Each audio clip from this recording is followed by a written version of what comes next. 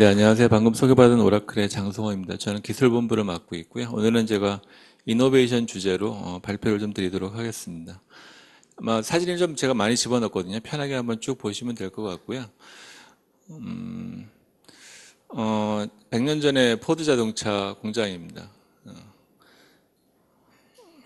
최근의 공장이죠. 많이 변했습니다. 뭐 변화라는 거는 뭐 이제 느끼실 수 있을 것 같고요. 자동화됐죠. 예, 그래서 저희도 최근에 이제 모든 거의 트렌드는 자동화라고 보실 수가 있을 것 같고요. 그 자동화에 따라서 결론적으로 사람들은 그 서비스를 제공하는, 그러니까 이제는 생산자라기보다는 서비스를 제공하는 어떤 서비스 프로바이더로 변신을 해야 되는. 그래서 포드 자동차가 이제 다양한 소프트웨어를 구비하고 자동차 제조사에서 운송 서비스 회사로 변신하는 그런 형태의 변화를 하고 있는 거죠. 굳이 보여드리는 이유는 앞으로의 트렌드가 계속 이렇게 갈 거다라는 그런 부분이 되겠습니다. 결과적으로 변화는 뭐 자연스러운 것이고요. 그거에 맞춰가지고 기업도 변하게 되고 사람도 변화하게 되는 그런 변화를 맞게 될 거라는 것이고요. 뭐 이미 영화나 만화에서 꿈꾸던 것들이 이제 현실이 되고 있는 것들은 이미 잘 보고 계실 것 같고요. 전체적으로 기술의 발전이 모든 걸 많이 흔들어 놓고 있죠. 저희가 이제 그것을 디스럽션이라고 표현을 하고 있습니다. 그래서 디스럽트라는 게 럽트가 뒤집다죠. 그러니까 보통 뭐 디지털 파괴라고 하는데 그 파괴는 디스트럭션이고요. 디스럽션이라고 하니까 그러니까 뒤집는 거죠. 디지털에 기반한 새로운 기업이 갑자기 나타나서 전통적인 프로세스에 기반한 어떤 산업의 지형도를 일거에 뒤집어 버리는 럽트하는 현상이 바로 최근에 목도하고 계시는 디지털 디스럽션이고요. 럽트 되지 않기 위해서는 자체적으로 자발적으로 트랜스포메이션을 해야 되는 그러한 것이 저희가 맡고 있는 현재 현상이라고 보실 수가 있을 것 같고요. 아마도 여기서 DBA를 하시거나 뭐 IT 관련 일을 하시는 분들은 상당히 마음적으로 괴로우실 거다라고 생각을 합니다. 저희가 오늘 오토노머스 DB 얘기하는데 사실은 그동안 하시는 일이 없어지시는 거잖아요. 그러니까 없어진다기보다는 정확히는 하시는 일의 아레날이 변화되어야 되는 거죠. 근데 말씀드리고 싶은 거는 저희도 지금 그러고 있습니다. 저희 지금 발표한 용환이도 그렇고요. 앞서 발표한 그 김태환 부장도 그렇고 역할이 계속 바뀌고 있습니다. 김영환 상무 같은 경우는 튜닝 전문가거든요. 저 엑사데이터 전문가고요. 그래서 근데 지금 하는 일이 이제 새롭게 바뀌고 있죠. 저희 엔지니어들 자체도 역할의 변화를 요구받고 있습니다. 저희 이제 온프레미스의 튜닝이 메인 롤이 아니고요. 예전 같으면은 10년 전이나 5년 전에 엑사데이터가 새로 들어왔을 때 그거 고객사에 들고 가서 POC하고 BMT하고 튜닝 해가지고 어떤 극강의 성능을 보여주는 게 저희의 메인 롤이었는데 지금은 이제 저희가 제공하는 서비스를 잘 쓰실 수 있도록 어떻게 하면 문제를 해결해 드릴까에 대해 고민해야 되는 역할로 저희도 역할 변화를 받고 있거든요. 그리고 저희도 조금씩 바꿔나가고 있고, 그러니까 회사가 그 어떤 프로바이더에서, 그러니까 제품 생산자에서 서비스 프로바이더로 바뀌게 되면 그 직원분들은 자연스럽게 회사가 제공하는 서비스들 고객이 잘 쓰실 수 있도록 고객의 CX 익스피리언스를 높일 수 있는 방법으로 그런 방향으로 어떤 자신의 역량과 이런 것들을 바꿔나가야 되는 거죠. 그래서 저희도 지금 그러고 있습니다. 그렇기 때문에 어떤 저희 뭐 보시면 오토노머스 DB가 DBA를 대체한다. 대체하는 게 아니고요. DBA의 역할이 이제 변화되셔야 되는 거죠. 그 방향성은 이제 데이터 아키텍트가 될 겁니다. 그래서 한 가지 희망적인 사항은 데이터가 엄청나게 늘어나고 있습니다. 과거하고는 비교할 수 없는 양이거든요. 그 얘기는 뭐냐면 소위 문제의 규모가 엄청나게 커지고 있다는 거고요.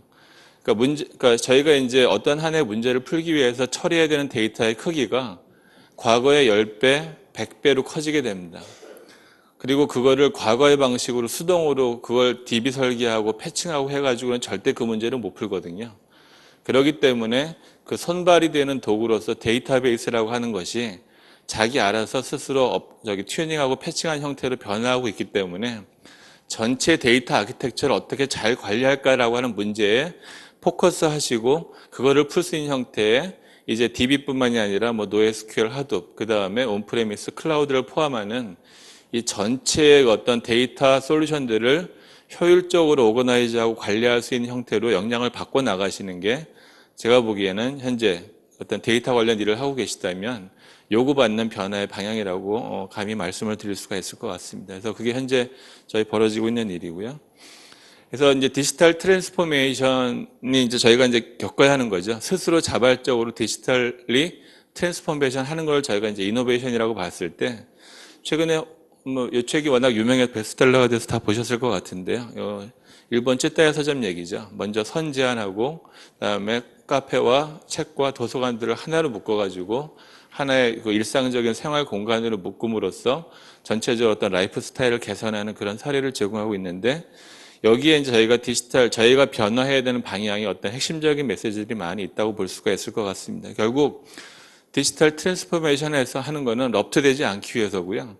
럽트되지 않기 위해서는 고객분들의 경험이 높아진 경험 수준을 계속 미터하고 도리어 더 나가서 선제적으로 제한할 수 있는 그런 수준까지 가야 된다는 게 디지털 트랜스포메이션의 핵심일 겁니다. 그래서 고객의 숨겨진 욕구를 파악하고 이를 빠르게 서비스화하는 그런 형태의 어떤 고객 경험을 강화시키는, 왜냐하면 고객 경험은 절대 뒤로 돌아가지 않으시죠. 비가역적입니다. 한번 좋은 걸 경험하시면 절대 뒤에 불편한 것들을 경험하려고 하지 않으시거든요. 그렇기 때문에 그 경험 수준을 계속적으로 더 좋은 경험을 제시할 수 있는 그런 부분으로 변화하셔야 되는 거고요. 그런데 사람은 또 그렇지 않아 가지고요. 그걸 제공해야 되는 사람 입장에서는 이제 소비자 욕구는 빠르게 변화하고 높아지고, 그 다음에 그걸 서포팅하는 기술들은 계속적으로 업그레이드 되면서 이제 심지어 자동화까지 가는데, 이제 되게 느리게 변화하는 것이 있죠. 그것이 바로 법과 제도고요. 더욱 무서운 거는 저희의 내부적인 프로세스라는 겁니다. 저희가 일하는 방식 자체가 저희 중심으로 맞춰져 있다는 것이죠. 근데 그것을 실제 그 서비스를 받으시는 분들에 맞추지 않으면 그 원하는 어떤 높아진 어떤 그 욕구의 수준을 맞출 수 있는 빠르고 높은 수준의 서비스를 적시에 제공하기 힘들다라는 게 바로 트랜스포메이션의 어려운 부분이 되는 거죠. 그래서 그리고 더 무서운 거는 그것을 당연시 여기는 저희의 가치관이라는 겁니다. 그래서 세상은 빠르게 변하고 욕구 수준은 높아지는데 자기중심적이고 그다음에 회사 내부적인 프로세스와 관점을 가지고 계속 바라보고 나 이것만 할래라고 해가지고는 트랜스폼할 수 없다라는 것이고요. 럽트될 수밖에 없다라는 것이죠. 그래서 그런 관점에서 실질적으로 이제 디지털 트랜스포메이션 하기 위해서는 이제 빠르게 변화한 것들을 정확히 이해하고 그것들을 찾아내고 그다음에 그것들을 제 시간에 딜리버리 하기 위해서 우리가 내부적으로 프로세스를 어떻게 바꾸고 그다음에 어떤 기술을 잘 활용해야 될까에 대한 심각한 고민을 하는 작업들이 반드시 필요하다는 것이 이노베이션의 핵심적인 부분이 되겠습니다. 그래서 트랜스폼 하시려면 크게 세 가지가 바뀌어야 된다는 거죠. 저희 자신입니다. 그러니까 저희 자신의 역량 자체가 바뀌어야 되고요. 사실 바뀐다기보다는 더 갖추는 거죠. 이미 알고 있는 것들은 없어지지 않습니다. 그렇기 때문에 그것들을 기반으로 새롭게 요구되어지는 것들을 빠르게 수용하고 그것들을 활용하는 최근에 읽은 책 중에 딥워크라고 하는 책이 있는데요. 뭐 한 달에 하루에 1시간씩 공부해가지고 한 달 안에 랭귀지 하나 익힌다. 이거는 옛날 방식이라는 거고요. 하루에 최소 4시간, 5시간 공부해가지고 집중적으로 공부해서 일주일 안에 랭귀지 하나 끝내고 일주일 안에 프로토타이핑 해보고 일주일 안에 뭐 해가지고 한 달 안에 내가 완전히 환골탈퇴하겠다라는 형태의 그 정도의 딥워크를 하지 않으면 트랜스폼 되기 어렵다라는 게 그 책의 내용이거든요. 그래서 이제는 그 학습을 강요받기도 하지만 학습하지 않으면 제가 변할 수 없기 때문에 아주 심도 있게 딥워크를 해서 자신을 어떤 트랜스폼하는 그런 어떤 가치관의 변화가 반드시 필요하고요. 그걸 수용하지 않으면 럽트될 수밖에 없다는 겁니다. 근데 그건 모두가 다 해야 되는 얘기 때문에 그런 형태의 어떤 관점의 변화가 반드시 필요하고요. 그 다음에 내부적인 프로세스도 이제 이 부분은 저 혼자 할 수 있는 건 아니기 때문에 함께 고민하고 토론을 하면서 바꿔나가는 그런 작업이 필요하고, 그 다음에 그 과정에서 최신 기술이 무엇인지, 어떤 회사가 어떤 서비스와 솔루션을 새롭게 제공하는지, 그 다음에 그것의 ROI는 어떤지 갖다가 정확히 파악하고 가장 적확하게 그러한 어떤 그 서비스와 솔루션을 어떤 활용할 수 있는 그런 형태의 역량이 반드시 필요하다라는 그 부분이 되겠습니다. 그래서 각각의 디테일들을 설명해 놨으니까 읽어보시면 될 것 같고요. 이 자료는 아마 오늘 저녁이나 내일쯤엔 다 온라인으로 배포가 될 겁니다. 참고하시면 될 것 같고요. 그래서 저희한테 이제 필요한 거는 이제 이런 것들에 대해서 동의가 되신다면, 이제 실제로 트랜스포메이션 하기 위해서 이노베이션 할 수 있는, 하고자 하는 어떤 마음의 자세와 그 다음에 방향성에 대해서 어그리 하신다면, 회사 내부적으로 해야 되는 가장 중요한 작업이 짧은 시간 안에 이노베이션의 프로토타이핑을 만들어 보는 겁니다. 그리고 그 프로토타이핑이 단순히 토의로 잠깐 만들어보고 한번 보고 치워버리는 것이 아니라 이게 진짜로 피저블한지 실서비스에 제공될 수 있는지 없는지를 가장 짧은 시간 안에 뭔가 테스트해 볼 수 있는 그러한 어떤 실험이 반드시 필요하다는 것이고요. 그런 실험의 방법론에 대해서 설명을 좀 드리도록 하겠습니다. 그리고 사실 이 방법론은 뭐 오라클만의 유일한 방법은 아니고요. 뭐 구글의 스프린트라든가 여러 가지 현재 이러한 이노베이션이 필요한 그런 영역에는 방법론은 많이 나와 있기 때문에 여기서는 방법론 자체를 보시는 것보다는 오라클이 이런 방법론을 함께 고민할 수 있는 어떤 서비스도 같이 제공한다는 그런 관점에서 보시면 될 것 같고요. 그런 사례를 보시면 될 것 같습니다. 그래서 이노베이션이라고 하는 거는 당연히 그냥 한번 바꾸는 게 아니라 아까 보신 것처럼 실제적으로 내부적인 관점과 프로세스까지도 바꿀 수 있는 그러한 것이 이노베이션이라는 것이고요. 아이디어는 새로운 비즈니스 모델이나 즉 고객의 욕구에 맞출 수 있는 어떤 높아진 욕구를 미트하고 도리어 선제적으로 제한할 수 있는 그러한 혁신적인 아이디어가 필요하다는 것이고요. 그리고 그것은 반드시 결과를 낼 수 있어야 되고요. 그 다음에 고객의 실제 시장에서 수용되는 것이어야 된다는 그러한 얘기가 될 거고요. 그래서 이제 오라클이 그런 부분들을 위해서 이제 아이디어라는 이름으로 내부 방법론을 정립을 했고요.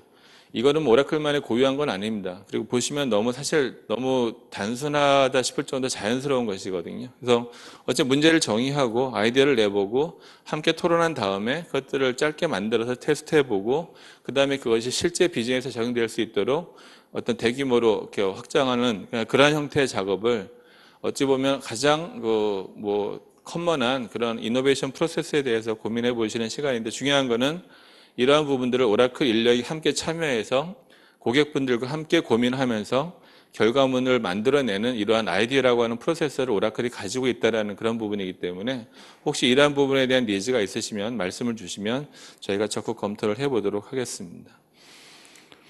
그래서 사례를 말씀을 드릴 건데 이거 아이디어라고 하는 프로세스에 대한 것이고요. 일단 저희가 디파인한 한 기간은 한 최대 11개월입니다. 이제 11주입니다. 11주. 그래서 한 2에서 맥스 3달 정도 기간 동안에 실제로 플래닝하고 아이디어를 내보고 그 다음에 그것들을 실제 만들어보고 이 만들어보는 과정 안에는 프로토타이핑을 해가지고 실제 워킹하는 결과물을 만들어내는 그런 과정이 다 포함이 되어 있는 것이고요. 그 다음에 그런 것들을 기반으로 해가지고 실제 쇼케이스로서 전체적으로 쉐어하고 어떤 필드 의견을 받는 그런 절차까지를 다 포함을 하고 있습니다. 그래서 디테일한 부분들 나중에 자료를 통해서 검토해 보시면 될 것 같고요. 실제 오라클이 참여해가지고 했던 에미아에서 스페인의 한 호텔의 사례를 좀 설명을 드리도록 하겠습니다. 여기 스페인에 멜리아라는 호텔이 있다고 합니다. 그래서 신규로 이제 새롭게 리조트 3개를 오픈하면서 그 호텔에서만큼은 고객분들의 디지털 익스피리언스를 높이고 싶다라고 하는 목표를 정했다고 합니다. 이게 작년 7월인가 얘기고요. 그래가지고 실질적으로 새롭게 오픈한 리조트를 철저하게 디지털 익스피리언스를 하는데 그거의 도구로 이제 브레이슬릿이죠. 저희 뭐 찜질방 가면 쓰는 거 있잖아요. 그래서 대고 바로 먹고 하는 거 있죠. 근데 단순히 뭐 그런 조그만 영역뿐만이 아니라 그거 하나로 호텔 키도 되고 그 다음에 호텔에 있는 어디에 가서도 액세스 할 수 있고 그 다음에 그 안에는 몰도 있었는데 쇼핑몰에서 쇼핑까지 다 되는 그래서 팔찌 하나로 여기 팔찌만 차고 있으면 그 체크인 한 다음에 팔찌 하나를 받기만 하면 그 팔찌 하나 가지고 문도 열고 그 다음에 쇼핑도 하고 어디 가서 모두 할 수 있는 그 영역 내에서는 모든 게 통하는 그러한 경험을 드리고 싶다라는 것들을 디파인 했다라는 것이죠. 그렇게 해가지고 이제 실질적으로 그것들을 해보자라고 얘기를 하게 된 거고요. 그래서 이제 실질적으로 그 앰비션 이겁니다. 그 고객분들의 헐리데이 익스피리언스를 웨어러블을 통해서 개선하고 싶다라고 하는 그러한 목표를 세우고 그것이 가능한지를 한번 테스트해보자라고 하는 작업을 저희 오라클과 같이 진행을 한 겁니다. 그래서 단순히 브레이슬릿뿐만이 아니라 앱도 같이 만들어가지고 실제 활용 상태 이런 것들이 다 앱으로 보여지게 되고요. 그래가지고 이거 하나만 있으면 호텔에 들어와서 나가실 때까지 모든 걸 요거 하나면 다 끝나게 되는 거고 그 다음에 진행 상태 다 앱으로 확인하실 수 있는 그러한 경험을 주고 싶다라고 디파인을 한 거고 이런 것들을 그럼 어떻게 하면 할 수 있을까? 앱을 어떻게 만들어야 되고 IT 아키텍처를 어떻게 설계해야 되고 이런 것들을 이제 저희 오라클 유럽에 있는 그 엔지니어 분들이 함께 참여해 가지고 작업을 했던 그런 부분입니다. 그래서 근데 중요한 건 이게 길게 걸리면 안 되기 때문에 짧은 기간 내에 그것이 될 수만 있다고 한다면 이건 진정한 개선이라 우리가 이노베이션이라고 볼 수 있겠다라고 디파인을 했다는 것이고요. 그래서 정해진 방법론에 따라 가지고 작업을 진행을 했고 실질적으로 저희와 함께 티밍을 구성해 가지고 이러한 작업을 진행을 하신 겁니다. 그래서 실질적으로 이제 앱과 다양한 것들을 이제 저희 오라클 클라우드 솔루션 기반으로 해가지고 디파인 해가지고 작업을 하신 거고요. 그래서 이제 그 하는 과정에서 다양하게 워크숍도 하고 아이디어션하는 그 저희 아이디어라고 하는 프로세스 내에 디파인된 그 세부적인 절차를 따라가면서 계속적으로 문제를 정의하고 아이디어 내고 그다음에 쉐어하고 그다음 함께 뭐 해커톤식으로 모여가지고 함께 실제 함께 그 서로 그 프로토타입을 개발하는 그런 작업을 진행을 했는데 이제 11주 만에 처음 오픈 디스커션을 시작한 지 11주 만에 결과물을 냈다라는 것이고요. 그래서 그런 것들이 실제로 매니지먼트에 보고되고 수용이 돼가지고 이제 엑시큐트 됐는데 요거는 제가 웹에서 따온 지난달 기사입니다. 그래서 여기 날짜를 보시면 아마 18년 8월 21일에 실제로 이제 이 멜리아 호텔이 이러한 서비스를 하고 있다라고 신문에 기사에 난 거고요.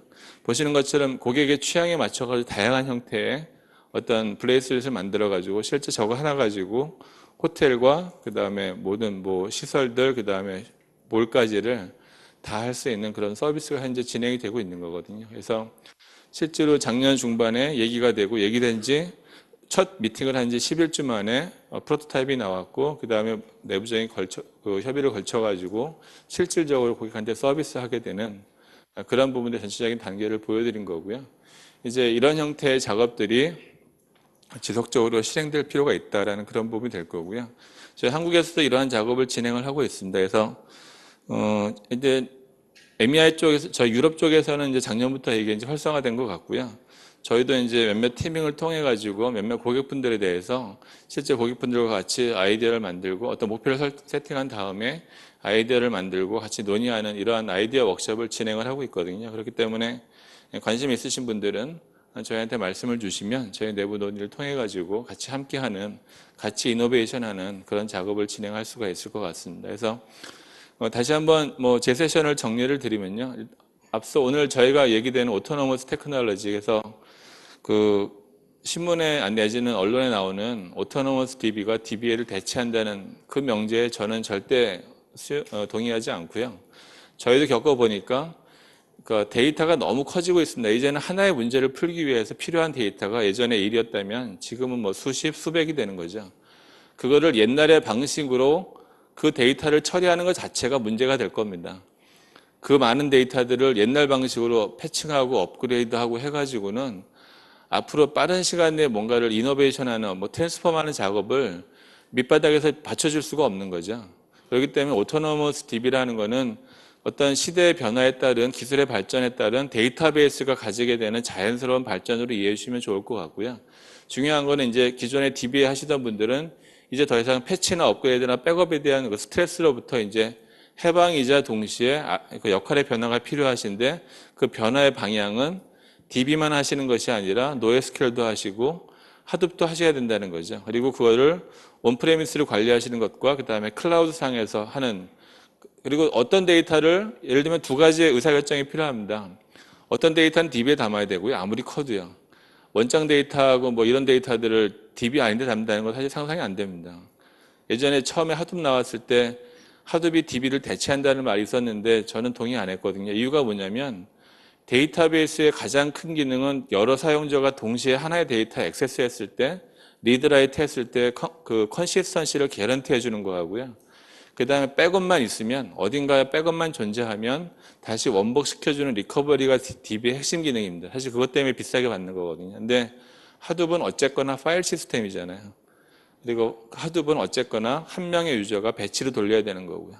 거기에는 리플리케이션 팩터는 있지만 백업 앤 리커버리 메커니즘은 없거든요. 그래서 리플리케이션 3개가 다 디스크가 나가면 그 데이터는 없는 겁니다.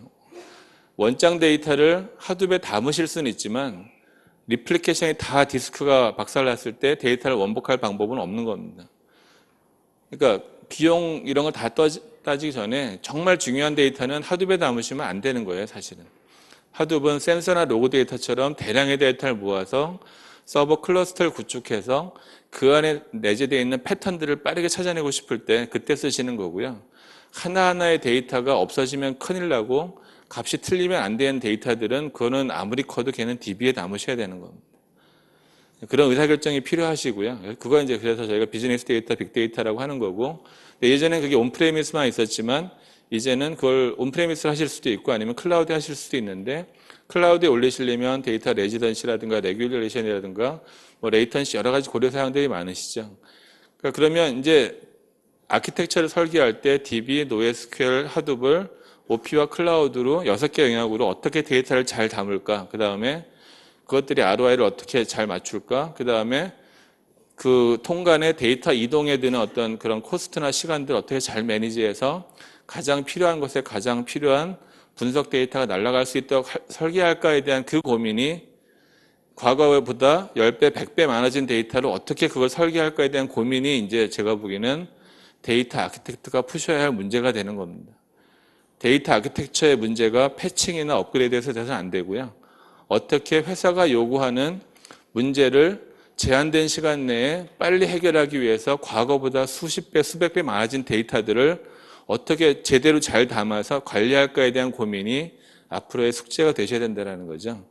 저희도 그런 걸 이제 요구받고 있거든요. 그렇기 때문에 그런 관점에서 이제 어떤 DB의 역할이 데이터 아키텍트로 변화하고 있다는 그런 부분에 대한 이해와 함께 보신 것처럼 이제 그런 그 개인의 관점에서 어떤 딥워크를 통해서 빠르게 필요되어지는 스킬셋을 어떤 향상하시는, 기존에 아시는 것은 계속 지식을 놔두시면서 새로운 것들을 빠르게 학습하시는 그런 노력이 필요하실 것 같고요. 그 다음에 이제 IT에 계신 분들도 현업에 계신 분들과 같이 해가지고 보시는 것 같은 어떤 이노베이션 프로세스를 거치면서 어떤 기업에 도움이 되는 그러한 어떤 그 소위 동량으로 이렇게 변화할 수 있는 그런 계기가 될 수 있으면 좋겠습니다. 아무튼 그런 과정에서 오라클이 뭐 저기 아이디어라고 하는 프로세스를 통해서 보신 사례처럼 저희도 적극 인게이지할 준비가 되어 있기 때문에 그러한 니즈가 있으실 때 불러주시면 감사하겠습니다. 예, 제 발표 마치겠습니다. 감사합니다.